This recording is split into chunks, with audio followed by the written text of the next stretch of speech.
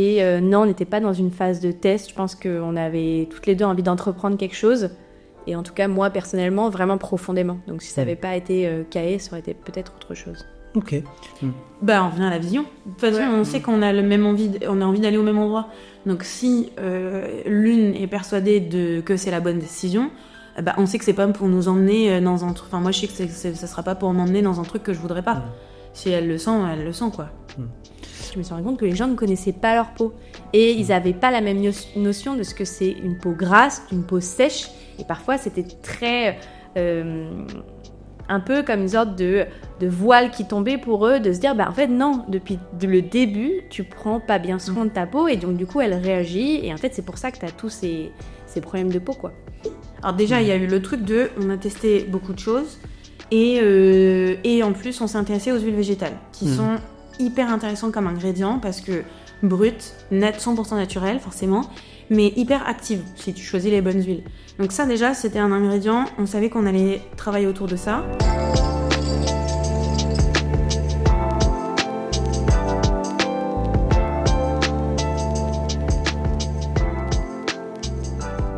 Bienvenue sur le podcast Pourquoi.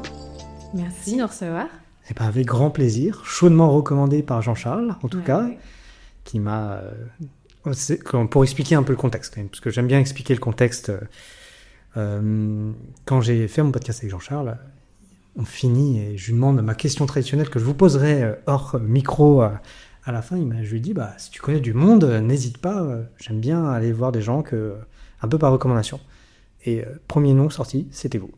C'est adorable, ça me touche beaucoup. Donc c'est très cool. Et en plus, je crois que je te l'ai dit en plus, Hélène, mais en plus, il se trouve que Jean-Charles est quelqu'un de proche de ma famille. Il est venu à l'anniversaire de ma femme. Et qu'est-ce qu'il apporte comme petit cadeau ? C'est vrai. Voilà, de vos produits. Les meilleurs cosmétiques du monde. Ouais. Exactement. Donc, et puis, donc, ça veut dire que ma femme a pu tester. Et ça lui a plu. Et ça lui a plu. Et que tu as vu notre nom dans ta salle de bain pendant un petit temps, du coup. C'est ça, c'est ça. D'ailleurs, je crois qu'elle a... ça fait 2 mois, je crois qu'elle a fini pratiquement les produits ou choses comme ça. Donc, trop bien, c'est une bonne utilisatrice alors. Ouais, elle a bien utilisé, donc c'était très cool.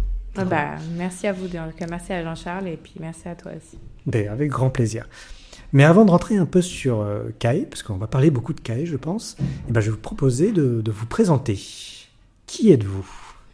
Alors, qui commence ? KAE, c'est Cathy et Hélène, donc moi c'est dans Cathy. l'ordre. Donc on va faire dans l'ordre. Allez, dans l'ordre. Donc du coup, moi c'est Cathy, j'ai 28 ans et je suis une passionnée de beauté depuis vraiment toute petite.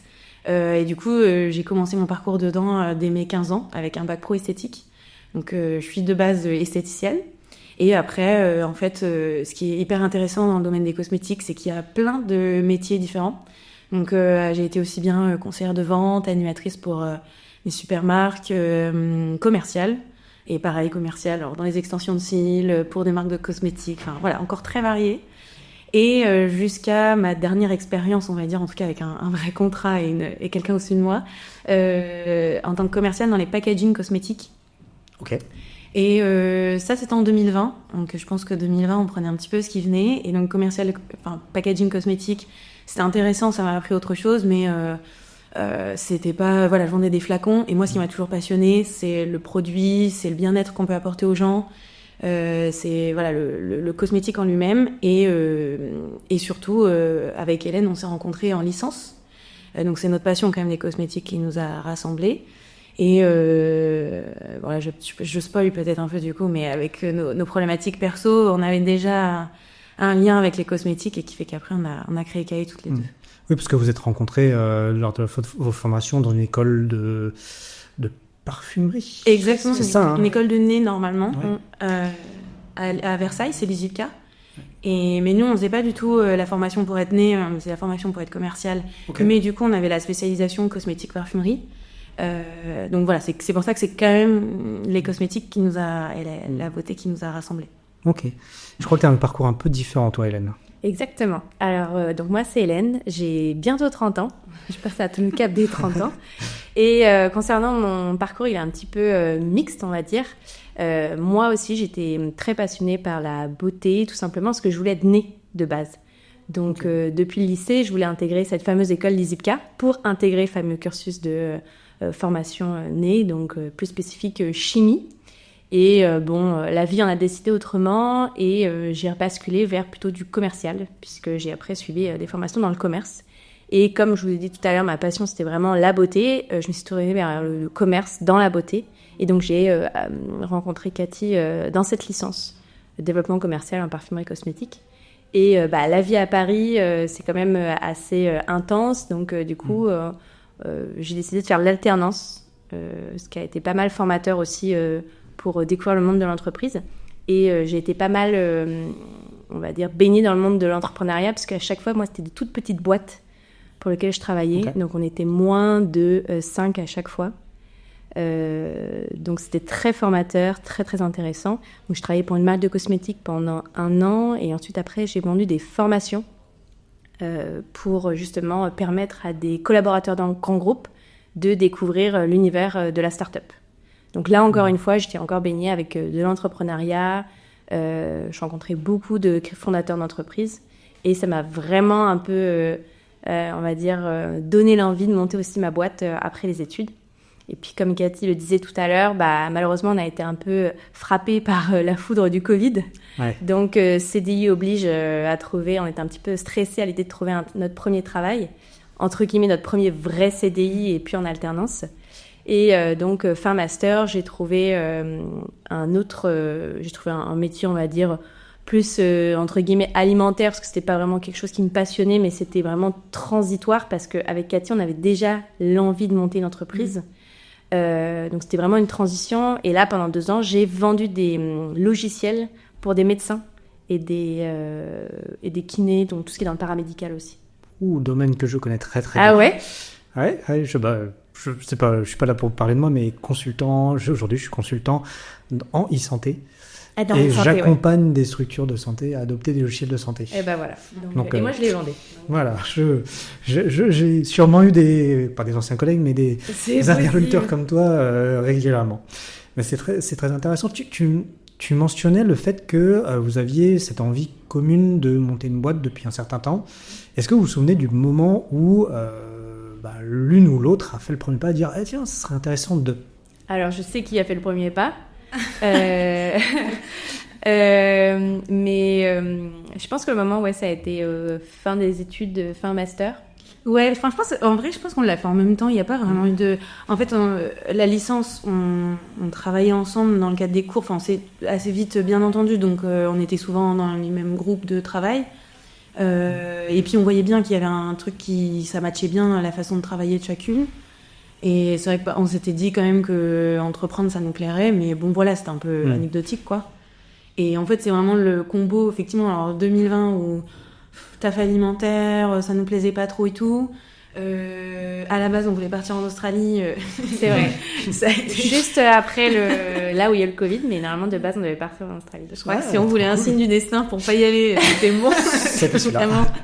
Et en fait, du coup, on a pris ce travail, mais avec et cette envie d'entreprendre, et nos problématiques de peau, et du coup, un petit peu ce qu'on faisait à côté, parce que bon, on pourra peut-être rentrer dans le détail après, mais KAE, c'est vraiment aussi des produits qu'on a un peu créés nous-mêmes avant, enfin, plein de choses de par plein de choses qu'on a testées.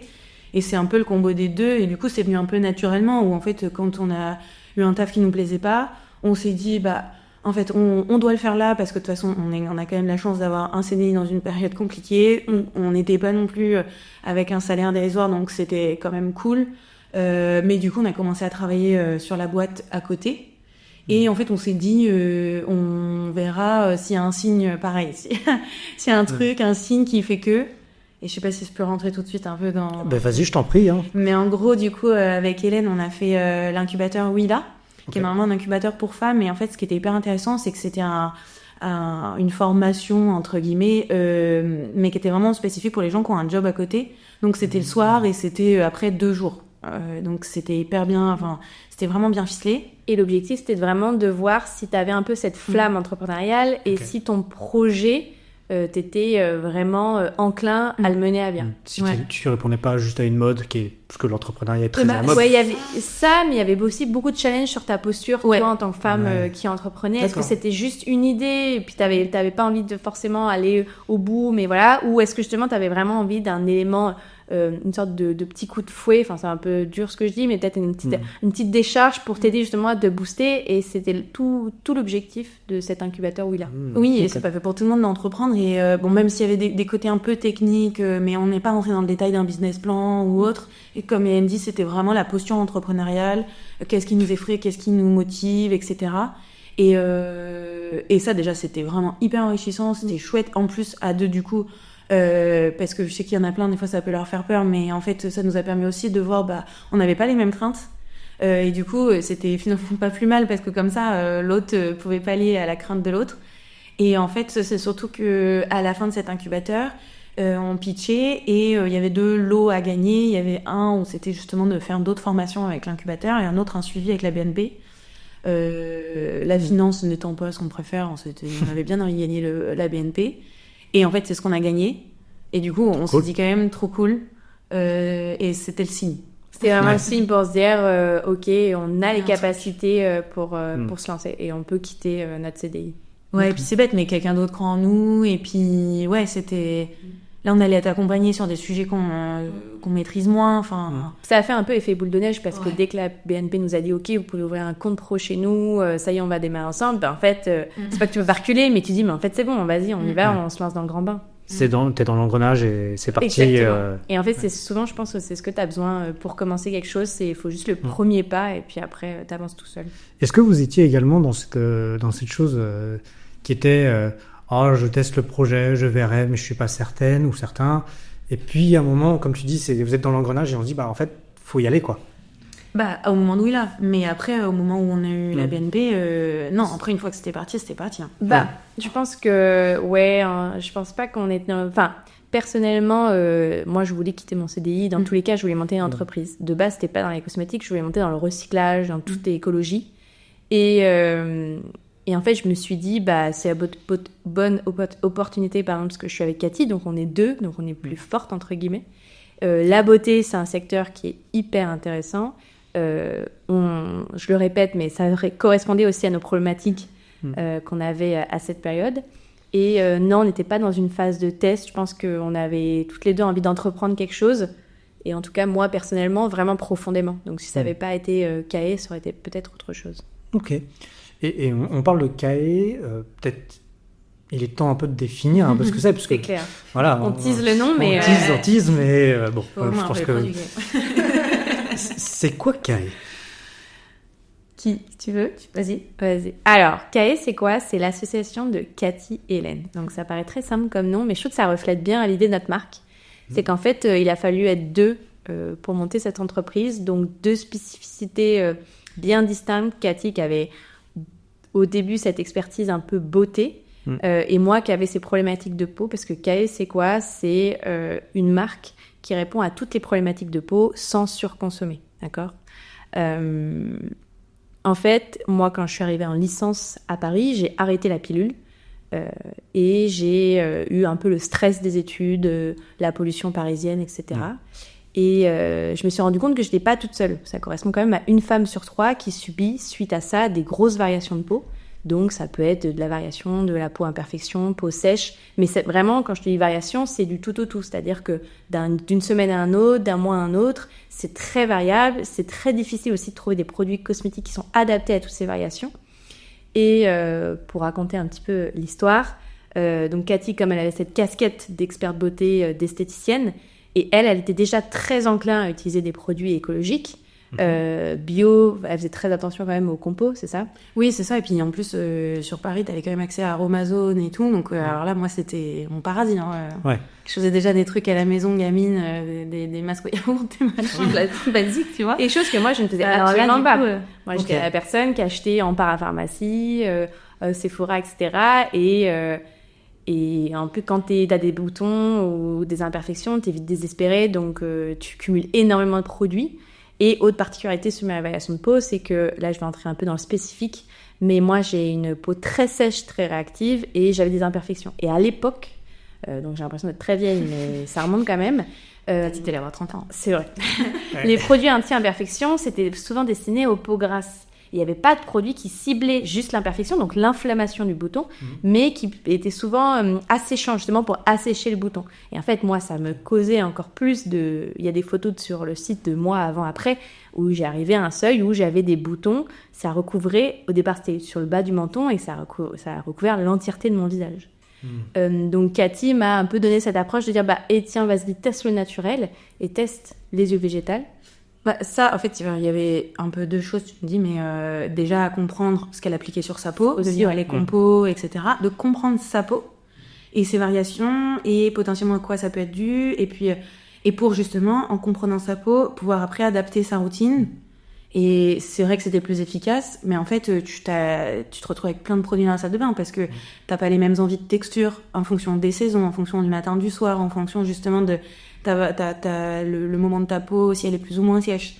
En même temps, du coup, il faut des actifs différents. Donc, en fait, tu cumulais plein de produits qui étaient pas trop en accord avec notre côté éco-responsable, quoi. Enfin... Alors, je vais parler, alors que je ne connais pas trop ça, mais je vais me servir de l'expérience de ma femme. J'ai l'impression que c'est quand même une problématique très régulière. Justement, tu vois, tu parlais de peau grasse, peau sèche, que en fait les gens ne connaissent pas leur type de peau ou très mal et ne savent pas quoi appliquer et du coup testent plein de choses, quoi. C'est une grosse problématique. Alors moi je pensais juste que c'était moi qui faisais pas trop attention peut-être de base, mais en fait on s'est rendu compte, après ça c'est mon retour perso, mais au fur et à mesure de notre création de notre entreprise et même à participer à des salons, à rencontrer des gens, en fait je me suis rendu compte que les gens ne connaissaient pas leur peau. Et ils n'avaient pas la même notion de ce que c'est une peau grasse, une peau sèche. Et parfois, c'était très... un peu comme une sorte de voile qui tombait pour eux, de se dire, en fait, non, depuis le début, tu prends pas bien soin de ta peau. Et donc, du coup, elle réagit. Et en fait, c'est pour ça que tu as tous ces problèmes de peau, quoi. Ok. Et comment toi, Cathy, alors, j'ai compris que tu t'intéressais à ce sujet depuis longtemps, mais... Comment tu passes de juste t'intéresser aux choses à commencer conseiller, à vouloir en fait monter une boîte dans ça, quoi. Et comment tu dis... Je vais rajouter une question parce que c'est ça aussi qui m'intéresse, c'est comment tu te dis pas... tiens, tu parlais de Aromazone. En fait, Aromazone fait déjà tout. On a l'impression en fait que le marché de la cosmétique, il y a déjà tout. Ça, c'est sûr qu'on n'est pas sur le marché le plus facile. On va pas se mentir. Alors, on fait quand même pas la même chose d'Aromazone, juste quand même pour le dire, mais parce que du coup nous on est, donc pour expliquer quand même le produit, c'est qu'on a des mélanges d'huiles végétales auxquels on est en plus associé des actifs et des huiles végétales vraiment nobles qu'on a été alors voilà, c'est pas des huiles classiques de noisettes, de coco, de sésame, voilà, c'est des huiles qui sont naturellement actives et en fait ces huiles on peut les utiliser toutes seules pour le côté huileux ou mélanger avec la haute crème, et c'est un test en labo qui fait qu'on peut mélanger les produits ensemble pour avoir une autre texture hyper facile. En fonction du nombre de gouttes, ta crème sera plus ou moins riche. Et tu vois, du coup, tu gardes toujours les mêmes bases de produits. Et en fait, moi, ça m'a toujours intéressée parce qu'il y a quand même deux métiers. Tu vois, je te disais, il y a plein de métiers dans les cosmétiques. Après, je suis pas non plus dans le développement produit, même si j'ai aimé le faire un peu maison. C'est pas du tout mon métier. C'est pour ça qu'on est accompagné d'un laboratoire pour ça. Mais en fait, il y avait l'envie d'entreprendre, déjà la passion des cosmétiques, le fait d'en plus voir que c'était une problématique qui était perso et en final qui touchait d'autres personnes, que ce soit nos amis, mais même là, tu vois, quand on pitch, des fois on voit des personnes, surtout des femmes quand même, mais qui acquiescent de « Ah oui, je comprends ce qu'elle veut dire ». Et puis le côté entrepreneur où... ça, je pense qu'il faut quand même avoir un peu l'état d'esprit de base, même si moi j'avais moins le pied dedans qu'Hélène dans mon parcours. C'est quand même un état d'esprit que j'avais de... Voilà, j'aime bien... je suis assez combative, je vais y aller, quoi. Et puis là, c'était hyper intéressant. En plus, avec Hélène, ça me faisait encore... moi, il y a un peu d'insouciance et j'avais encore moins peur de trucs. Donc, tout combo de tout ça fait que ça semblait logique après d'en faire une entreprise, en fait. Je reviendrai sur les produits que vous proposez, mais tu as mentionné quelque chose qui m'intéresse également, c'est de comprendre... tu as parlé de laboratoire. Je vais faire un parallèle très bête, mais quand on lance une boîte dans un service, Bon, des expertises, il faut avoir les expertises dans le service, mais c'est pas très très compliqué. Souvent, tu as passé une partie de ta vie professionnelle à faire ça. Là, tu as mentionné un laboratoire. C'est vrai que le cosmétique, c'est quand même un sujet très sensible, très scientifique, très réglementé. Les instances n'autorisent pas à appliquer tout et n'importe quoi sur les pots. Vous pouvez pas sortir un produit comme ça du jour au lendemain. Surtout en France. Surtout en France. Alors, je suis pas très au fait de la réglementation, mais bon, de ce que j'en connais, c'est quand même très très cadré. Est-ce que vous pouvez me replonger un peu dans le process de se dire, ok, on lance une marque, mais on va aller chercher les bons actifs, il faut trouver le laboratoire et peut-être d'autres choses que je n'imagine même pas. Je te laisse le process. On s'entoure beaucoup. Déjà, on a été incubé à la Fabrique de la Beauté, qui est un incubateur sur Chartres, qui est quand même la Cosmétique Vallée, le berceau des cosmétiques. Donc, on fait pas tout toute seule et je pense personne. Mais du coup, on a été bien entourés. Et puis, je vais quand même un peu valoriser mon parcours. C'est que, en fait, en esthétique, je fais exprès de dire un peu, je suis esthéticienne à la base parce que j'aime bien quand même plus par le côté revanche que l'esthéticienne peut faire plein de choses. Mais en fait, on voit vraiment plein de choses pendant les études. Donc, j'avais quand même des bases de ça. Et puis, oui, et puis après, de se faire entourer. Il y a aussi le parcours professionnel. Par exemple, je disais, en tant que commerciale dans les packaging cosmétiques, j'aimais pas le truc parce que vendre des flacons, ça m'intéressait pas. Par contre, mes clients, j'avais des labos, j'avais d'autres marques. Et ça m'a permis de voir en plus une autre facette des cosmétiques que je connaissais pas, avec des termes que je connaissais pas non plus avant. Et justement, le flacon, c'est vrai qu'en fait, on a le produit dans les mains, on s'imagine pas qu'il y a un flacon, qu'il y a une usine qui les fabrique et puis qu'il faut en mettre dedans, etc. Et puis oui, je réinsiste dessus, mais être bien entouré quand même. Ouais. Avec l'incubateur, ça nous a bien aidé à trouver aussi les bons fournisseurs. Il y a plein de salons. Enfin, vraiment, on peut tout trouver. Puis quand même, on a Internet, c'est trop bien. 2026. ça doit aider un peu, mais doit y avoir quand même un suffit humain, parce que je connais pas du tout le monde des laboratoires. Je sais pas comment ça marche. Comment ça marche un peu, ce monde-là? Le monde du labo? Ouais. En fait, T'as des laboratoires, donc tu vois, moi j'ai fait des salons d'ingrédients et des salons comme le Cosmétique 360 par exemple, où il y a des laboratoires. Et en fait, t'échanges, tu vois au fur et à mesure que, en fait, il y a des laboratoires qui vont te proposer des petites quantités, d'autres qui vont te dire c'est minimum 10 000 pièces, et puis d'autres qui peuvent avoir certaines matières et d'autres qui peuvent pas. Enfin, en fait, au fur et à mesure, nous on en a contacté, je crois, plus d'une vingtaine. Donc, pour laquelle il y avait déjà un tri de tous ceux qu'on avait rencontrés et de tous les contacts. Il y a une vingtaine qui ont retenu notre attention, qu'on a contactés. Il y en a qui nous répondent pas, parce que c'est pas drôle. Et de ceux qui nous répondent, après, c'est, comme je te dis, il y en a certains qui nous disent, nous, déjà, c'est minimum temps. Ok, ça correspond pas à ce qu'on veut. Comme on avait quand même un cahier des charges assez clair, même si on allait le travailler avec le labo, on savait ce qu'on voulait pas, surtout dans les produits, et quand même ce qu'on voulait, surtout pour les huiles beauté. Pareil, il y a certains labos qui nous disaient non, ces matières-là, j'arriverai pas à les avoir, ou le coût qu'on leur donnait, non, j'arriverai pas à l'atteindre. Et en fait, au fur et à mesure, tu fais le tri, et à la fin, on se retrouve avec deux labos, et après, il y a beaucoup l'humain, quoi. Et voilà, ça, et après, je pense qu'il joue, c'est le fit. Parce que c'est quand même ton partenaire sur le long terme, parce que ça nous a pris 1 an de développer. Donc, on a développé la crème avec juste sa poche de recharge, mais c'est quand même la crème à l'intérieur, et 4 huiles beauté. Donc, 4 mélanges d'huiles beauté. Ok. Pourquoi je vous pose cette question? C'est parce qu'on entend beaucoup parler de produits sur l'échelle ou des labos où on des produits déjà tout faits, et en fait, comme si vous alliez prendre et puis vous vendre. Alors, et ce que je comprends, il y a vraiment eu un cahier des charges. En fait, en effet, tu as des labos qui te proposent des formules toutes faites, et en fait, ce que tu as juste à faire, c'est à poser ton étiquette avec ton nom dessus. Évidemment, ce qui est intéressant avec les marques blanches, tu m'arrêtes Cathy, mais c'est beaucoup moins cher, en fait, tout simplement parce que tu n'as pas tous les tests, la recherche, développement sur la formule, ce que tu veux, l'efficacité, la texture, etc. Puisque déjà, tout est fait en laboratoire grâce à cette marque blanche. Nous, ça n'a pas du tout été le cas, parce qu'en effet, sur tous les produits, on a vraiment voulu des ingrédients très spécifiques. On reviendra peut-être dessus après, mais par exemple, notre crème hydratante, notre crème visage, nous, en premier ingrédient, on voulait pas d'eau. C'était ça, au départ, on s'est dit non, on veut pas d'eau, parce que le premier ingrédient, de toute façon, les listes d'ingrédients, c'est facile à lire, puisque le premier ingrédient, c'est l'ingrédient qui compose le plus le produit. Et donc, ça n'avait aucun intérêt d'avoir énormément d'eau, enfin de l'eau en premier ingrédient. Donc on voulait un ingrédient qui puisse remplacer cette eau et on a trouvé du pur jus d'aloe vera. Et ça, on a été très, très, très exigeante et on a eu beaucoup de chance. Et on a beaucoup de chance avec notre laboratoire, c'est qu'il a été à l'écoute et surtout très motivé à l'idée de faire notre projet. Ok. Ouais, l'humain, c'est hyper important. C'est, comme Hélène a dit, c'est ton partenaire principal. Et en fait, quand même, pour rentrer aussi dans l'état du labo, c'est que nous, il nous fait tout. Enfin, on peut faire la R&D chez lui, donc la recherche sur les formules, etc. On peut faire des tests. On peut faire, du coup, après la prod, l'étiquetage, la mise en flacon, etc., tu vois. Après, il y en a des fois qui font qu'une certaine partie et tu dois avoir plein de partenaires différents. Mais nous, du coup, on a tout chez lui et ça, c'était hyper important aussi. Mais monter une marque de cosmétiques, c'est assez complexe parce que du coup, tu as énormément de réglementation, énormément de, comme elle disait Cathy, les laboratoires ne font pas forcément tout dans le process de production du produit. Donc, c'est pas facile et c'est beaucoup d'argent. Justement, en parlant d'argent, je ne vais pas vous demander les chiffres, c'est pas le but, mais ça doit quand même... Vous me parlez d'1 an de R&D, donc ça veut dire que pendant 1 an, vous ne pouvez pas vendre un produit, vous n'aviez pas de produit à proposer.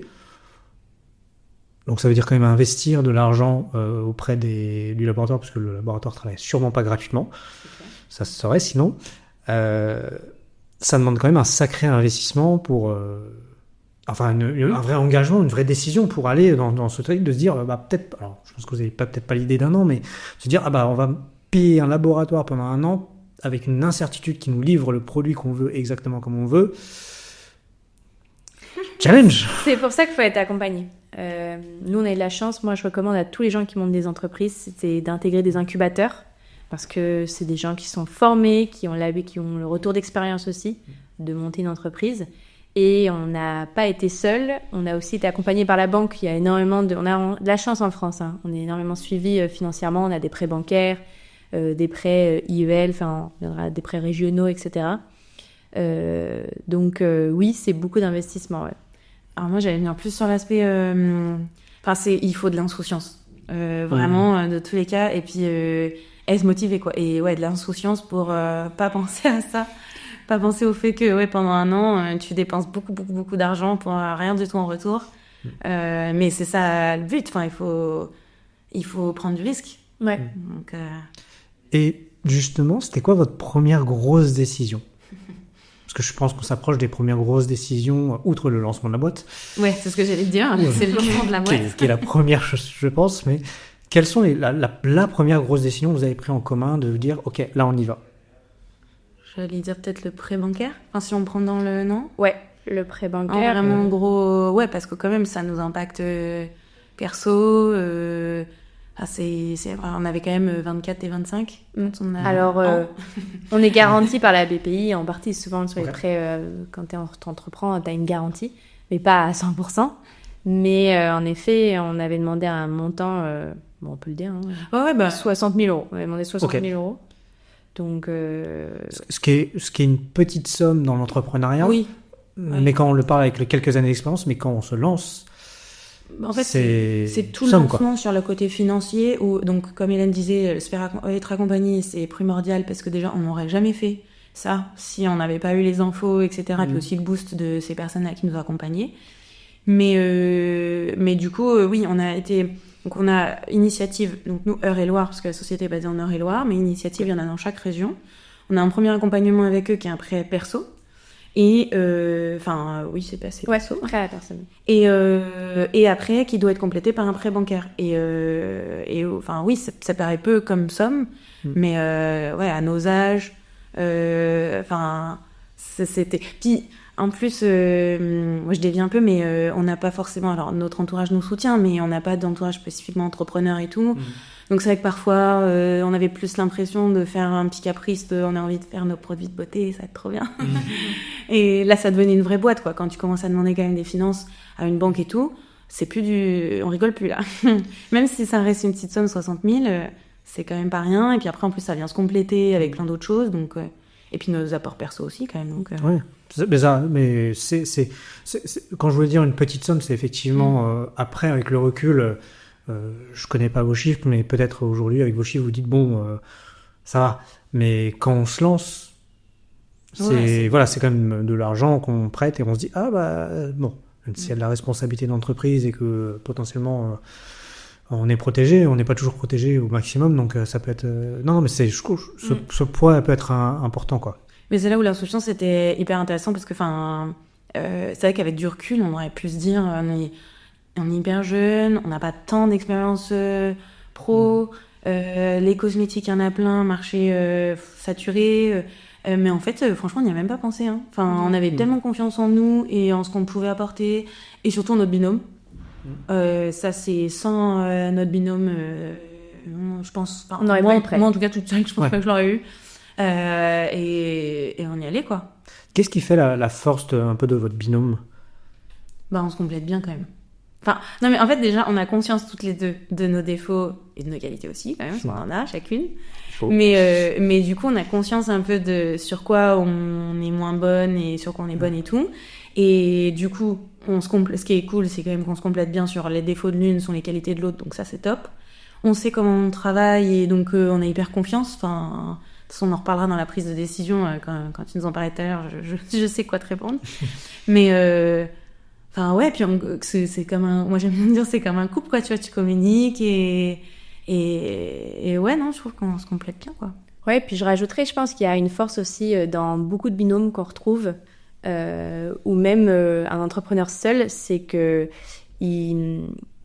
souvent les entrepreneurs qui sont bien entourés ou alors ils sont bien suivis, c'est souvent qu'ils ont une vision.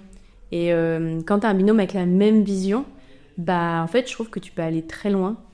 Et j'en vois beaucoup des binômes comme ça, quand tu as la même vision, en fait, même si tu seras jamais d'accord sur tout, de toute façon c'est impossible, on est deux personnes bien différentes et c'est tant mieux. Mais si tu es aligné sur la même vision, sur, dans 10 ans, comment je vois ma boîte, est-ce que tu la vois de la même manière que moi ?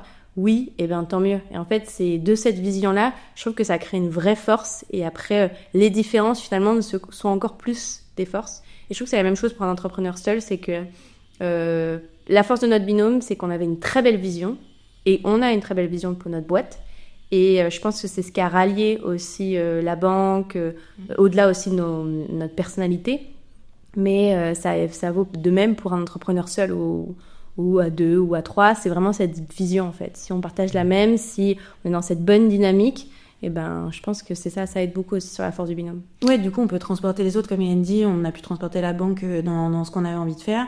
Et puis c'est marrant parce que même quand la vision, parce que forcément ça change un petit peu, même des fois on en rigole des trucs du début. Moi j'aime bien en plus regarder, je dis à Hélène on fera un musée cahier un jour.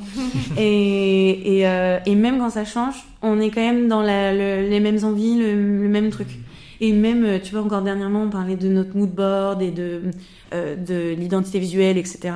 En fait c'était marrant parce qu'on n'arrivait pas à le faire concrètement. Mais quand nous on s'en parlait, on avait le même truc en tête. Mais on n'arrivait toutes les deux pas. Enfin bon, après ça c'est plus parce que c'est moins notre spécialité, mais on avait quand même la même idée de exactement ce qu'on voulait transmettre par l'image, etc. Tu vois. Même si ça change. Donc c'est important. Vous parlez de vision.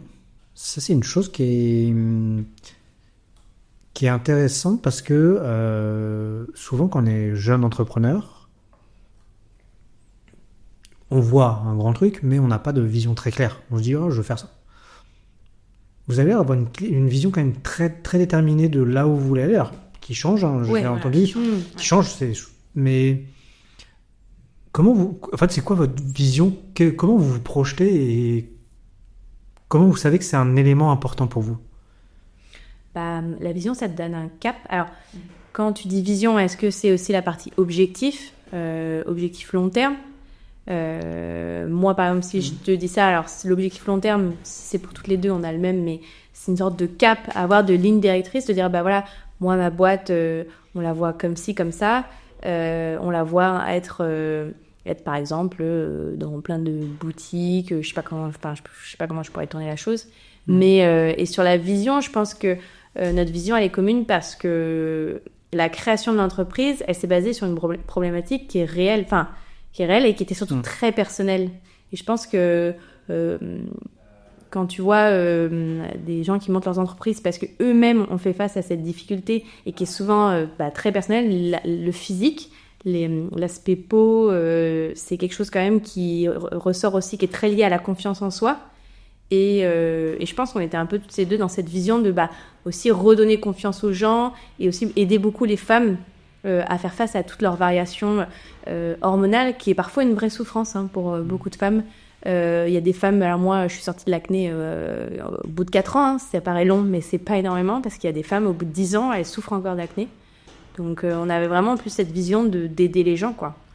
Ouais, et puis dans le plus concret, c'est même tu vois, nous on veut ouvrir une boutique KAE, on sait comment, enfin on saurait te la dessiner, tu vois, alors que tu pourrais avoir la vision de dire ok, on fait ça pendant tant de temps et dès qu'on arrive à ce chiffre on la revend. Tu vois, il peut y avoir plein d'options, tu vois, ou l'international, ou des trucs comme ça. Mais en fait, on a quand même envie du même truc, tu vois, de comment on veut le faire grandir, de grandir. Quel produit on veut développer. Ouais, quel produit on veut développer. Des trucs hyper concrets, hein. Mais juste déjà d'avoir cette même envie, et du coup, c'est hyper concret, mais sans forcément un chiffre, un machin très précis. Mais on a le truc, quoi. Tu vois, même de ce qu'on veut sur changer le site, est-ce qu'un jour on changera la DA, des trucs comme ça, tu vois, on sait un peu quand même ce qu'on fera. Ouais. Comment vous envisagez KAE dans 10 ans ? Dans 10 ans, là, j'entends Cathy qui me dit on aura notre boutique. Notre boutique. On a un café dans la Café institut. Un café, moi je veux l'institut, c'est bien, tu vois ça. Et moi je vois, c'est vrai que je le vois bien aussi, parce que je pense que c'est quelque chose qui nous plaît à toutes les deux, avoir sa boutique, avoir une plus grande ligne de produits aussi, proposer des produits vraiment toujours dans cette optique d'être adaptés aux problématiques de peau, et pas l'inverse, pas que ce soit la peau qui s'adapte toujours aux produits. Ouais, tu vois, on a fait le salon du Made in France en fin d'année dernière. On fait souvent des pop-up aussi, donc du coup ça nous permet de pas être que sur internet et surtout de rencontrer les gens en vrai, trop cool. Et en fait, on a des retours, tu vois, de gens qui nous disent ma peau elle était comme ça grâce à vos produits, ça va beaucoup mieux, et tu vois il y a un bien-être de la personne qui est ouf. Et ça c'est ça qu'on a envie de continuer sur le plus longtemps possible, quoi. Je pense que déjà ça, et du coup ça passera par alors après aussi faire vendre la boîte. On ne crée pas une entreprise non plus pour pas se payer, et voilà, j'espère que vous dites mais tu vois, bien en vivre, quoi. Mais ouais, dans l'idée c'est ça, c'est de continuer. Tu vois, on pourrait avoir l'envie de se dire on la revend à tel chiffre et comme ça on se barre de la boîte et à 35 ans on arrête de travailler. Du coup je dis 35, je peux plus dire 30 puisque la prochaine, j'ai l'impression qu'il y a plus de 3 mois à tenir, donc ça serait mais tu vois, on aurait pu se dire ça, et ok, on la revend et machin, et après on arrête. Et non, je pense qu'il y a quand même une envie de continuer, voilà, et même ensemble en plus. Enfin, franchement, moi, si on me dit qu'est-ce que t'aimes dans ton taf, il y a ce qu'on fait, etc., mais aussi le fait de pouvoir travailler avec Hélène, qui est trop cool. Oui. L'humain semble, vu l'origine, enfin comment vous le racontez, les problèmes personnels, c'est l'humain qui semble vous motiver, et c'est vraiment ce que je ressens moi quand je vous entends parler, quoi. Ouais, c'est tout à fait ça. Donc je reviens sur une chose, parce que on parle, vous avez mentionné plusieurs fois les produits. Tu nous as expliqué un peu, vous m'avez expliqué un peu la partie crème, huile. Alors c'est là où je vais montrer toute ma méconnaissance du produit et des cosmétiques, mais ça me semble pas être une approche ultra traditionnelle du monde du cosmétique. Moi, j'ai toujours vu des cosmétiques avec des produits, mais assez unis, dans le sens il y a une crème, il y a une huile, des choses comme ça. Et là, vous me parliez vraiment de mélanger des choses, et je me rappelle de ce qu'a pu tester ma femme, où il y avait presque une approche personnalisée du produit, en fait. C'est tout le concept. Ouais, c'est exactement ça. Tout le concept. Est-ce que tu veux qu'on... je serais bien curieux de savoir comment on en vient à penser ça. C'est vraiment nous, dans notre utilisation, tu vois, où du coup, comme on était amené à avoir plein de produits, alors déjà, il y a eu le truc on a testé beaucoup de choses, et en plus, on s'est intéressé aux huiles végétales, qui sont hyper intéressantes comme ingrédients, parce que brutes, net, 100% naturelles, forcément, mais hyper actives, si tu choisis les bonnes huiles. Donc ça, déjà, c'était un ingrédient, on savait qu'on allait travailler autour de ça. Et puis en fait, il y avait la problématique de du coup, on se retrouve avec trop de produits. Donc, ok, comment on peut faire ? Pourquoi on se retrouve avec trop de produits ? Parce qu'en fait, on veut des textures différentes, on veut des actifs différents, etc. Et du coup, on a commencé justement avec nos huiles où on en avait pour différents besoins de peau, de ce qu'on avait testé, etc.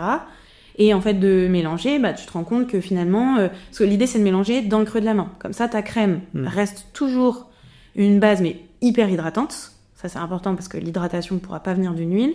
Hyper hydratante, elle reste toujours la même dans le flacon, tu auras toujours ta crème. Par contre, dans le creux de ta main, si tu veux que ce soit juste la crème, tu peux, mais si tu veux y ajouter un actif anti-imperfection aujourd'hui, la semaine prochaine un actif bonne mine, ou plutôt régénérant parce qu'il va faire super froid, tu viens juste piocher l'huile, et la texture, du coup, tu vas mettre, si tu mets 2 gouttes, si t'en mets 4, t'auras pas la même texture. Mais tu vas pas venir tout rechanger, en fait. T'auras... allez, si tu prends la crème et 2 huiles différentes pour varier à 2 variations, tu vois, ça te fait que 3 produits pour différentes textures, matin, soir, visage, contour des yeux, parce qu'en plus, on a essayé d'aller encore plus loin dans limiter la surconsommation avec des produits qui sont parfois 2 en 1 pour éviter de racheter un contour des yeux en plus. Et tu vois, finalement, c'est peu. Enfin, je suis sûre que... Et pour répondre à beaucoup de problématiques. Je trouve ça, c'est là où je suis assez bluffé parce que... je me dis, en fait, c'est un peu... pourquoi je vais dans ce sens-là ? Parce que j'ai envie de dire, vous allez un peu dans le sens où, vous tirez un peu une balle dans un pied. Parce que vous pouvez dire, voilà, il y a tel produit, qui sont quasiment les mêmes produits, et puis ça fait ça de gamme de produits que vendre plein de trucs différents. Alors que là, c'est pas du tout le cas, quoi. Alors, quand je tire une balle dans le pied, c'est bien sûr, pour moi, je vois ça d'une manière positive. Pour l'économie des produits, mais en fait, je me dis, c'est pas une logique très... Voilà, business. Mais je trouve la démarche vachement intéressante, quoi. Ouais, mais c'est ce qui fait, je pense, que ça stimule aussi. Alors, on pense quand même à la partie business, mais c'est ce qui fait aussi qu'on est en accord avec le produit et que...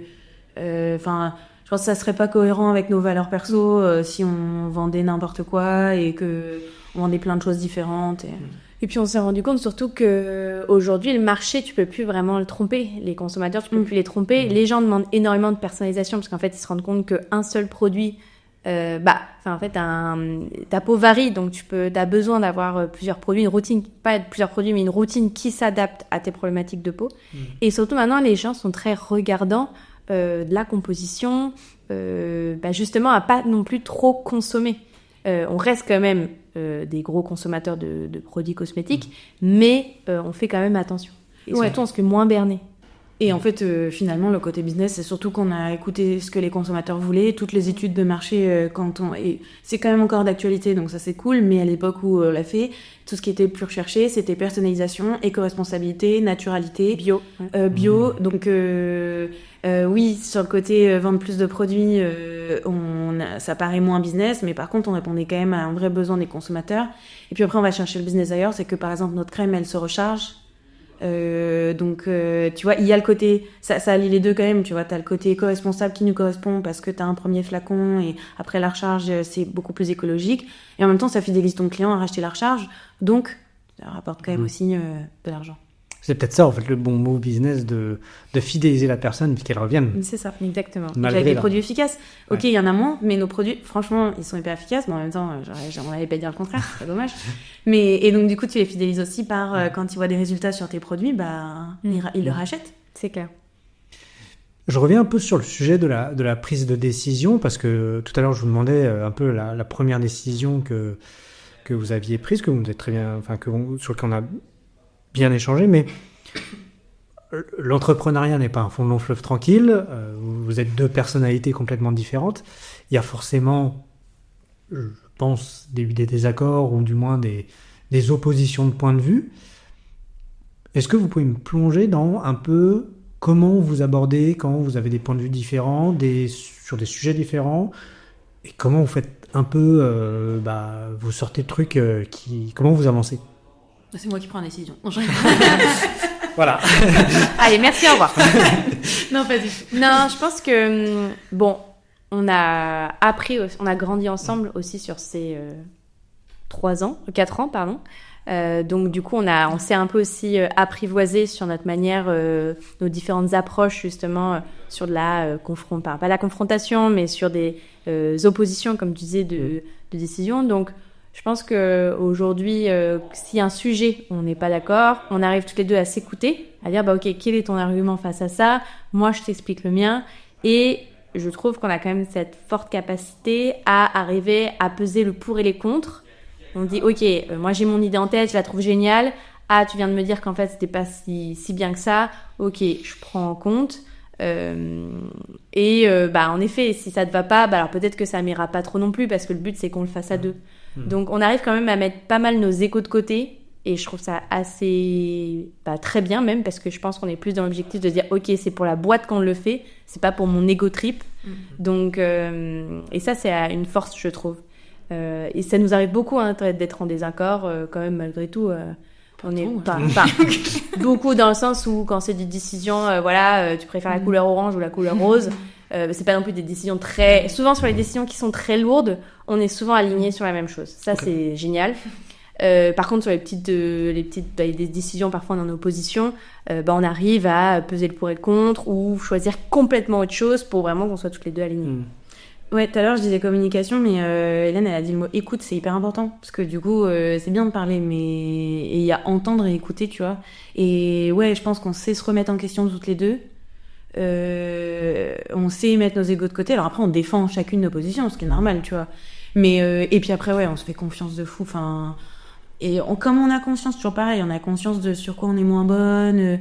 Donc en fait il y a plein de sujets, je sais très bien où je suis moins bonne et où Hélène elle a le pif sur des trucs, même si sur le coup je suis pas d'accord, il faut que ce soit elle qui prenne la décision, elle va avoir raison, et à chaque fois de toute façon on le sait que du coup si on a fait confiance à l'autre sur le truc, et puis on le ressent, s'il y a un truc qu'on veut vraiment et qu'on le défend, on va le ressentir, l'autre va le ressentir, va dire ok tu le sens, c'est qu'il faut y aller, on va, et généralement ça va dans le bon sens en plus, donc Oui, il y a de ça aussi, parce que ce que j'allais me dire, c'est que dans nos prises de décision aussi, on a, peut-être que tu allais venir, mais on a des tâches bien différentes l'une et l'autre, ce qui nous aide. Alors, il y a beaucoup de mise en commun, on travaille quand même ensemble, mais on a des tâches bien différentes pour aller plus vite, tout simplement. Donc, parfois, sur des prises de décision qui sont spécifiques à un domaine que Cathy travaille, je vais avoir évidemment tendance à plus lui faire confiance, en lui disant, en effet, c'est un domaine maintenant que tu maîtrises, donc vas-y, si tu penses que c'est une bonne idée, on essaye. Et si ça marche pas, en fait, est-ce que j'aurais fait mieux? Pas sûr. Donc, faut pas être dans l'optique de regretter ou d'avoir des remords, parce que sinon t'es foutu. Oui, carrément. Et même si c'est mon domaine, entre guillemets, ou son domaine, on va quand même toujours se demander un peu à l'autre. Donc, il y a quand même déjà une démarche d'ouverture je vais pas prendre la décision tout seul parce que j'ai pas la science infuse, et que c'est bien aussi de demander à l'autre, quoi. Je pense que vous l'avez déjà dit un peu en sous-ton, mais vos domaines d'expertise un peu de chacune, c'est quels sont vous un peu vos domaines d'expertise? Je vais commencer parce que moi je fais le moins de choses. Moi je fais le développement produit du coup, et surtout le développement commercial. D'accord. Essentiellement. Ok. Voilà, c'est tout. Alors, Hélène, moi je fais tout le reste. Bon. Non, mais c'est vrai. Non, non, mais c'est sympa. La com, c'est quand même. Oui. Alors bon, il y a beaucoup de choses qu'on fait en commun. Je fais tout le reste, mais je fais beaucoup marketing, communication. Je fais la partie aussi beaucoup site internet, donc revoir le site, améliorer, remettre les pages à jour, etc. Et après, la partie compta, c'est moi qui fais l'intégration de toutes les factures, les trucs de vente, etc. Mais on fait le point financier, on fait toujours toutes les deux. Oui, le point financier, on fait ensemble. La strat marketing, là, soit on fait ensemble. Oui, en soi, on fait ensemble. Donc, il y a tout ça, ouais. Même si je fais un peu beaucoup de choses, les gros points stratégiques, on les fait toujours ensemble. Ouais. Est-ce que vous avez là en tête un moment où, sur ces points stratégiques notamment, vous vous êtes pas mal opposés et vous vous êtes dit, et vous avez abouti à une solution ou pas, est-ce que vous avez un exemple peut-être à nous partager d'une décision stratégique dans laquelle vous êtes un peu opposés, vous n'étiez pas d'accord, ou après s'il n'y en a pas. Attends, réfléchis. Si, monter le podcast, toi tu voulais monter un podcast. Mais c'est pas vraiment une strat. Ouais, c'est pas vraiment, c'était plutôt... Non, là, je vois pas trop. Alors, c'est vrai qu'en plus, 2026, elle est un peu bizarre dans le sens où, justement, on avait des stratégies, on travaille dessus depuis décembre. Elles ont beaucoup évolué. Alors que d'habitude, on garde quand même vachement le cap de ce qu'on a prévu, mais là, ça évolue pas mal. Qu'est-ce qui a fait évoluer, justement, les conjonctures, le mood, et puis voilà, la remise en question. Mais ça va, je me sens moins seule, j'ai vu qu'il y en avait plein qui étaient dans ce cas-là, donc ça rassure. Mais non, je vois pas trop comme ça un gros truc où... J'ai envie de dire c'est positif. Ouais, parce que c'est plutôt ça va dans le justement sens où vous chacune étiez. va apporter le truc. Non, je sais pas. Non, ouais, je vois pas trop. Je suis en train de réfléchir aussi, non, j'ai pas. Non, c'est plus chacune va apporter, bah voilà, moi je pense que ça serait bien. Il y a souvent des gros brainstorming, quoi, tu vois, où on échange vraiment les envies, ce qu'on a vu, ce qui pourrait marcher, on échange beaucoup avec les autres, même d'autres entrepreneurs, on écoute plein de podcasts, ce genre de choses, tu vois. Donc du coup, ça stimule et chacune sur des domaines différents et tout, donc après ça se regroupe vachement. Donc non, je vois pas trop un truc comme ça, non. Et... Ça va faire trop les meufs parfaites quand j'ai des problèmes. Non, mais c'est que vous avez... Alors, ça arrivera potentiellement un jour, je vous souhaite le plus tard possible. Hein.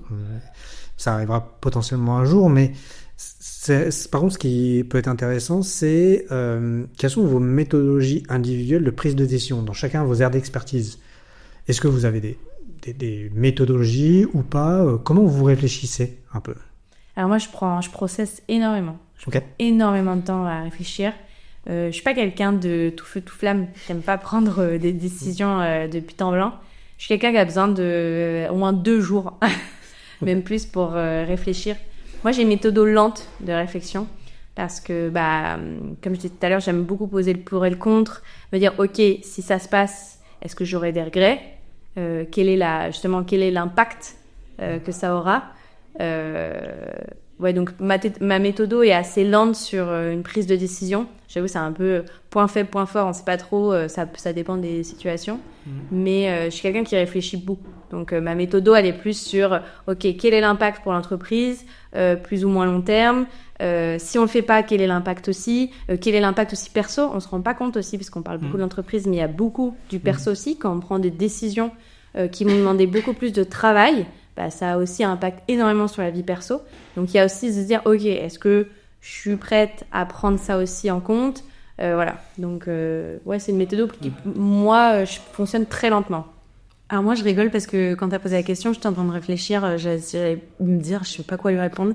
Et en fait, du coup, quand elle a répondu, moi, c'est tout l'inverse, du coup. Moi, c'est-à-dire que je vais penser à un truc et direct, je vais foncer dedans et allez, on part là-dessus.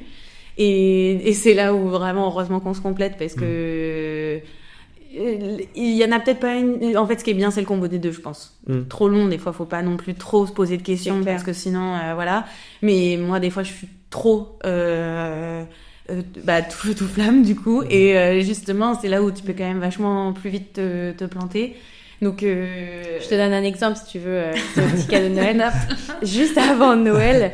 Cathy, elle voit une formation à faire, c'est sur 3 mois, je crois. Mais juste avant, c'était un truc de formation de Caroline Mignot, hyper connue en marketing et tout, tu vois. Juste avant Noël, et elle m'appelle, elle me dit alors voilà. Alors c'est marrant parce que Cathy elle a toujours une manière d'amener les choses qui sont très un enfant qui veut demander la Game Boy à Noël. Mais il la demande pas directement. Il dit voilà, je m'ennuie un peu à la maison, j'ai besoin de jouer un petit peu. Voilà, Cathy c'est un petit peu ça en disant ils vont tous à l'école, moi aussi. Exactement. Et Cathy c'est la même chose en disant non mais j'ai voilà, je pense que ce serait bien qu'on développe un petit peu plus nos compétences aussi voilà à ce niveau-là. Donc elle se rigole. Donc moi je sais ce qu'il y a derrière. Ça veut dire Hélène sort le chèque et donc je lui dis c'est quoi alors? Qu'est-ce que tu veux qu'on fasse? Et elle me dit voilà, j'ai vu une super formation, tu verras, c'est pas très cher. C'est super bien noté, mais c'est le Black Friday, donc faut y aller vite, hein. T'as jusqu'à ce soir pour prendre une décision. Voilà. Donc ça c'est des exemples, j'en ai plein de. Alors, moi j'aurais quand même un exemple encore plus concret, c'était quand même le labo où moi je voulais partir sur un autre labo. Et en fait, Hélène a pris quand même un peu plus le temps de réfléchir et du coup, on est parti sur le labo avec qui on travaille actuellement et c'est très bien.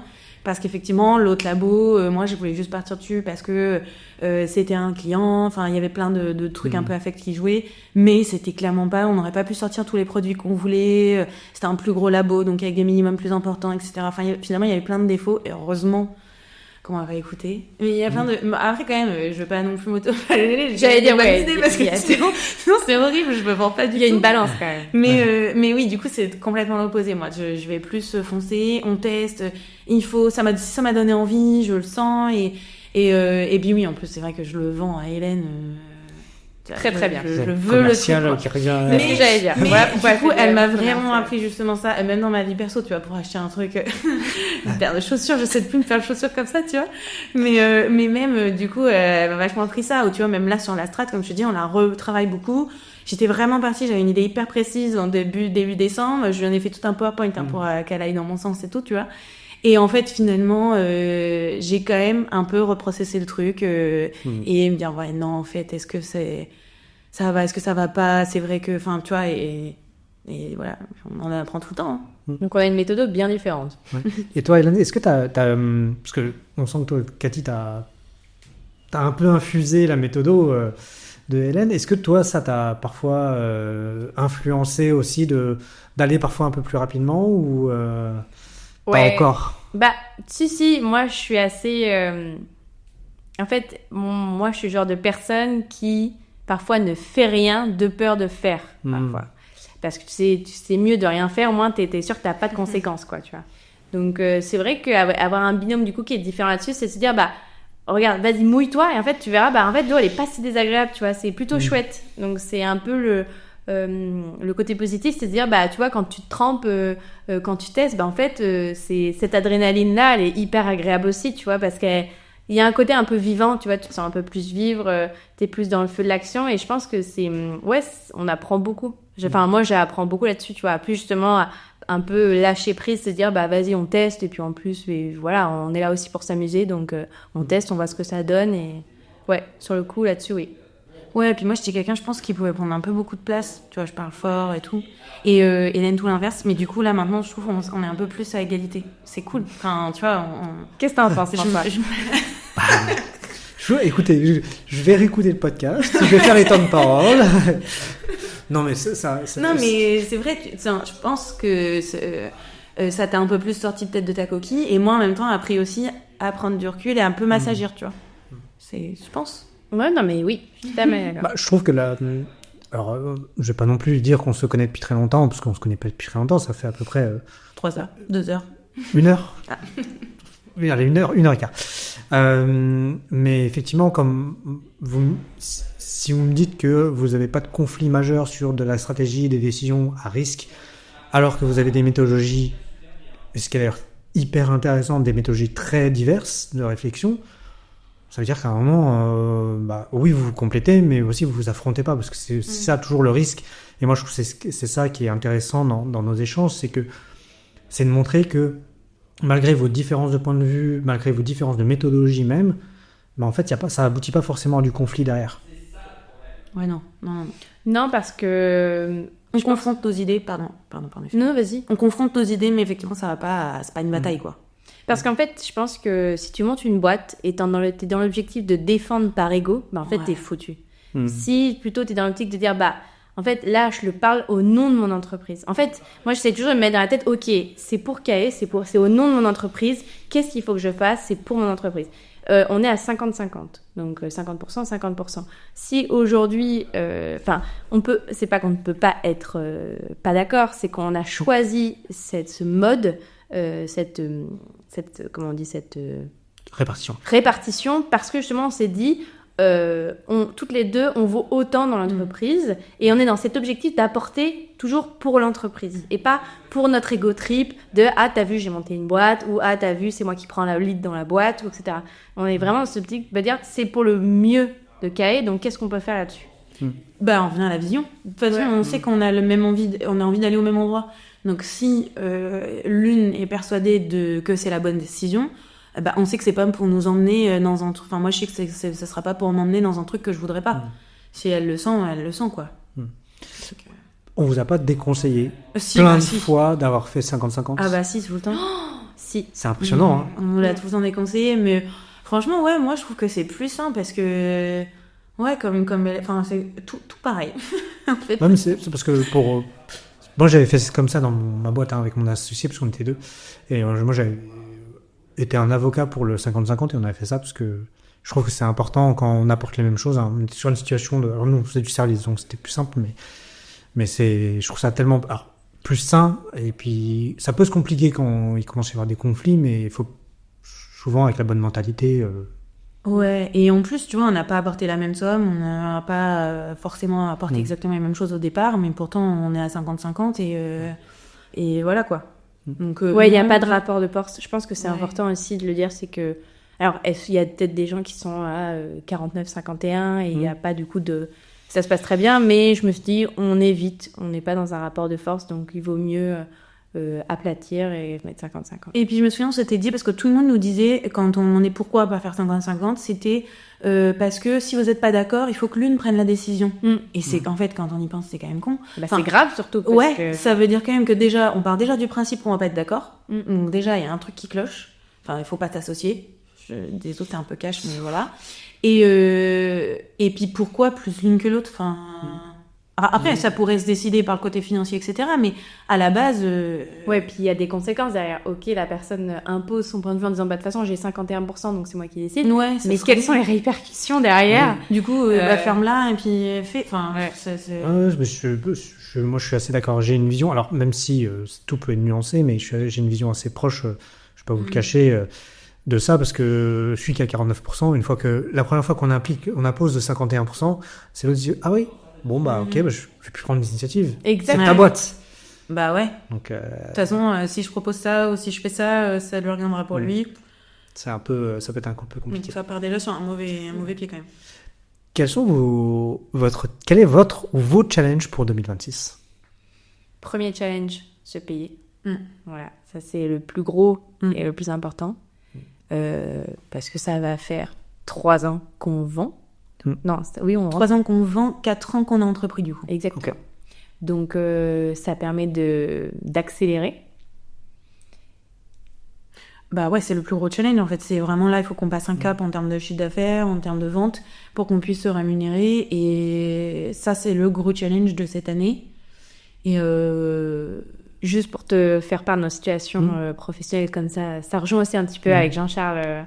Ce qu'il disait, c'est que bah voilà, l'entrepreneuriat, quand tu vois un petit peu aussi le derrière du tableau, donc toutes les deux on est à mi-temps, donc c'est-à-dire qu'on n'est pas à 100% sur ce qu'on fait. Okay. En plus du mi-temps, moi j'ai Pôle Emploi, donc Pôle Emploi on sait maintenant c'est pas éternel, et tant mieux, hein. Mais donc ça nous permet aussi de nous donner des objectifs en termes de durée, des objectifs sur quand est-ce qu'il faut qu'on se paye et à hauteur de combien pour être à l'aise aussi financièrement. Et quelle va être la décision ou les décisions que vous allez devoir prendre pour vous payer? Est-ce que... là, c'est qu'on a travaillé sur la strat sur cette année avec, par exemple, le développement de l'influence pour la visibilité, enfin développer notre visibilité. Ce qu'on n'avait jamais fait avant. Qui est quelque chose qu'on n'a pas testé avant. Développer aussi un peu nos communications plus perso. Notre marque personnelle. Bienvenue dans le podcast. Voilà, c'est ça. Là, ça fait très entrepreneur dans un podcast. Ouais. Mais ça, continuer le développement en B2B. Parce que ça, c'est 60%, même parfois, ça monte sur certains mois à 80% de notre chiffre d'affaires. Donc, c'est hyper important. Okay. Voilà, après, c'est plein de petites actions aussi qu'on a un peu réparties. Mais voilà, puis c'est trouver aussi quand même des personnes pour investir avec nous. Ça, je lance un appel en même temps. Nous, t'as raison.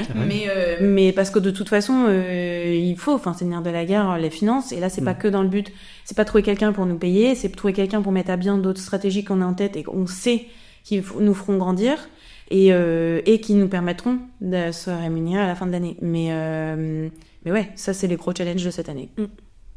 Je vais faire la blague mais je vais l'expliquer. Je vais dire à quand la levée à 1 million du coup. Avant le podcast, je t'ai dit ça, on n'en parlera pas tout de suite. Voilà, c'est pour ça, j'ai fait la blague. C'était le seul sujet qu'il fallait pas aborder, tu l'as fait. Ok, donc c'est le challenge 2026 ambitieux du coup, mais nécessaire. nécessaire. Ouais. C'est surtout ça. Ah ouais, et dur, mais nécessaire. Ouais. Puis c'est se passer le cap. Je trouve que c'est le passer le cap aussi. Parfois, on a la capacité de déjà se payer. Alors, ça dépend du montant de salaire. Puis voilà, vous êtes 2 en plus, donc ça fait double. Mais des fois, on a des capacités de financement et c'est de se dire, est-ce qu'on passe ça en salaire ou en investissement ça peut être.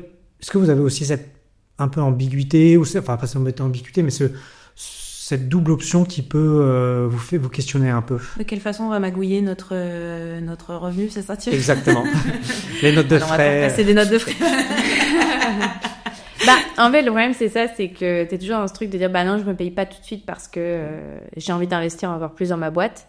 Mais en fait, nous, avec Cathy, on a fait petite confidence. En 2025, on s'est rendu compte qu'on a beaucoup donné pour l'entreprise, mais on s'est pas beaucoup donné, nous. Et l'entreprise, c'est nous. Donc, en fait, à partir du moment où le nous, il est pas stable, et ben en fait, l'entreprise n'est pas stable. Enfin, il y a un effet miroir de dingue.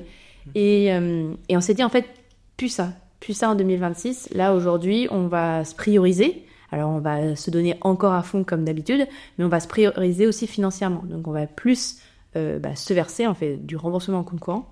Et avant, on faisait très, très, très peu pour justement investir dans l'entreprise, refaire de nouvelles choses, etc. Mais on s'est dit qu'en fait, c'était pas viable parce que, Cathy le disait tout à l'heure, l'argent, c'est un peu le nerf de la guerre.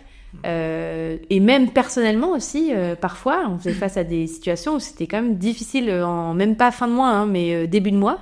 Donc on s'est dit, en fait, c'est pas possible parce que si toi-même t'es pas moralement bien, en fait, comment ta boîte peut bien aller? Donc on s'est dit, 2026, on se donne et on donne tout. Voilà. Ouais, parce qu'en fait, si t'as pas, donc là, comme Hélène dit, on se fait du remboursement de compte courant, on se remboursait un petit peu, qui était à peine suffisant pour payer nos charges. Ça, c'est trop de stress, en fait, au cours du mois. En plus, on donne beaucoup quand même, et tu te dis, putain, j'ai pas... Et là, j'ai l'air, quoi. Je peux même aller prendre un verre ou un truc. Des fois, ça pouvait être compliqué parce qu'on n'avait pas les finances. Et ça, c'est plus possible. Donc, effectivement, c'est aussi quelque chose où en 2026, du coup, on se redonne un peu plus pour que ce stress-là ne soit plus.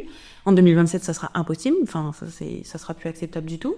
Mais en même temps, c'est vrai qu'on entend beaucoup dans les podcasts, etc., les entrepreneurs, oui, il faut quand même se payer dès le début un petit peu. Mais, alors, ok, mais bon, c'est quand même un budget, quoi. Même 1000 ou 1500 euros. Enfin, nous, on habite à Paris, donc voilà. Ouais, t'as le double qui part en charge patronale, quoi. Enfin, et en fait, même 1000 ou 1500 euros, ça te coûte 2000 à 3000 euros. C'est quand même énorme, tu vois. Enfin, et on est 2, voilà, mais donc ouais, c'est quand même trouver un juste milieu parce que j'irais pas. Enfin, oui, bien sûr, sur le papier, j'irais dire payez-vous dès le début parce que c'est important, parce que vous faites pas du bénévolat et que il faut quand même avoir une récompense à tout le travail qu'on donne. Mais en même temps, je comprends aussi que ce soit pas forcément facile dès le début, quoi. Donc, mais il faut y penser. Justement, et ça va être un peu la dernière question de mon podcast, j'ai envie de vous aider dans cet objectif. Où est-ce qu'on peut vous trouver? Où est-ce qu'on trouve Kae? Alors, je vais commencer pour mon domaine. Donc, sur le site internet. Alors, nous, on est présents sur Instagram. Okay. On fait beaucoup de vidéos. Alors, je fais un peu de commerce, mais un peu de publicité. Mais on fait beaucoup de vidéos sur justement, au-delà de vendre des produits, on conseille beaucoup. Les personnes sur comprendre leur peau, quels produits adapter, etc. Donc, il ne faut pas hésiter à nous suivre sur Instagram. On conseille aussi beaucoup de produits en fonction de vos problématiques de peau. On propose des diagnostics aussi sur notre site internet. Et un diagnostic qui est développé avec l'IA et qui est vraiment très performant. Parce que c'est nous qui l'avons formé. Parce que c'est nous qui avons formé l'IA, donc forcément, c'est un peu... forcément, c'est exceptionnel. Kae numéro 3. C'est l'employé caché, c'est ça? Exactement, donc on est beaucoup sur les réseaux. On a aussi sur notre site internet, mais aussi sur Instagram, tout le listing de nos points de vente. Aujourd'hui, on est à peu près 45 points de vente, enfin 42 en physique. Un petit peu partout. Donc, institut à boutique, des revendeurs en fait, institut à boutique cosmétique. Et voilà, on nous trouve sur internet et en physique. Et ouais, sur Instagram et LinkedIn, il faut qu'on redémarre la machine LinkedIn, mais voilà. Ça, c'est plus pour la partie investisseur, parce que bon, du coup, elle a vendu les produits, moi je vends quand même, on recherche quelqu'un pour... C'est vrai que des fois, même moi j'ai été étonné, j'ai une ou deux boîtes qui vendent à travers LinkedIn des produits comme ça, et en fait ça marche super bien sur LinkedIn. Je suis toujours très étonné. Voilà. Bon, après, c'est peut-être pas aussi le principal canal de vente, mais bon. Bah, pour trouver des partenaires, tu vois, des boutiques revendeurs, je trouve ça bien d'avoir une présence sur ce réseau plutôt professionnel.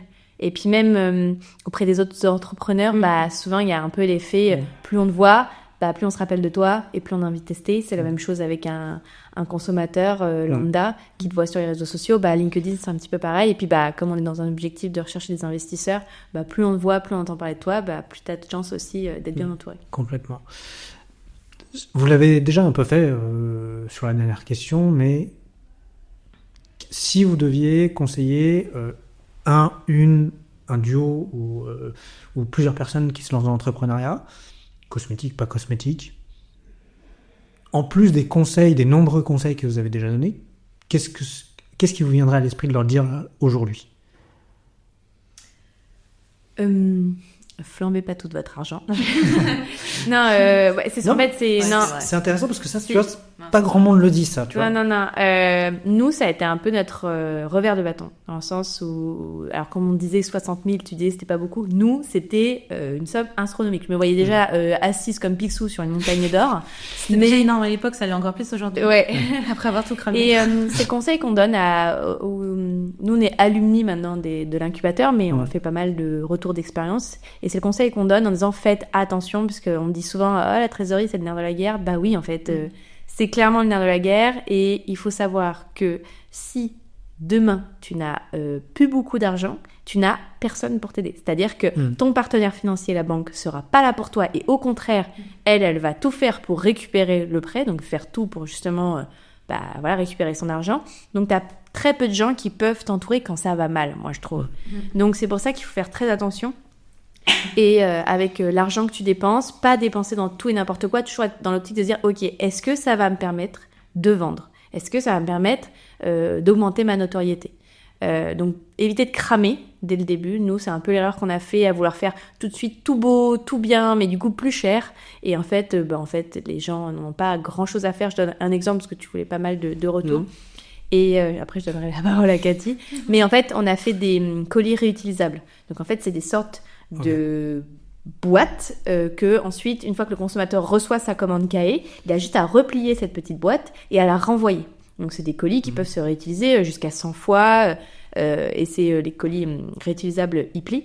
Et en fait, nous, on s'est rendu compte que beaucoup de consommateurs, en fait, on n'avait pas grand-chose à faire. Ça nous a coûté extrêmement cher, mais on n'avait pas grand-chose à faire. Par exemple, autre exemple, on avait des très belles étiquettes sur nos produits, mais en fait, on s'est rendu compte qu'elles nous causaient plus de problèmes, parce qu'elles étaient hyper éco-responsables, en matériaux recyclés, enfin bref, voilà. Et en fait, on s'est rendu compte que ça n'avait aucun impact sur le produit final, que les gens, en fait, n'en avaient rien à faire. Donc, je pense qu'on se met tout seul on se met dans des carcans, on se force à se dire mais non, il faut que je sois la meilleure, il faut que mon produit soit le mieux, le plus beau. Mais en fait, pas du tout. Lancez-vous, il n'est pas parfait, il est dans un petit pot en plastique, c'est pas grave.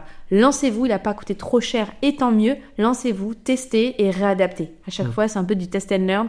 Et moi, je trouve que c'était un peu le petit conseil que je peux donner. Testez, apprenez de votre test et dépensez pas beaucoup, enfin le moins possible, parce qu'aujourd'hui, on a accès à beaucoup de choses qui sont gratuites en termes d'apprentissage et aussi en termes d'entourage. Il y a des gens qui peuvent gratuitement vous conseiller.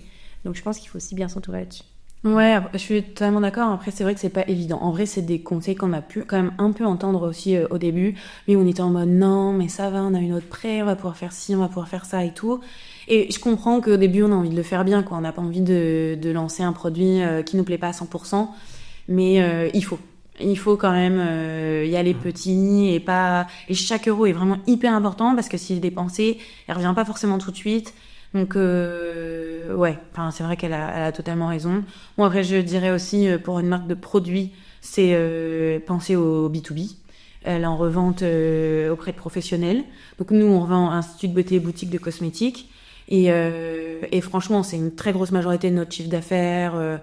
Voilà.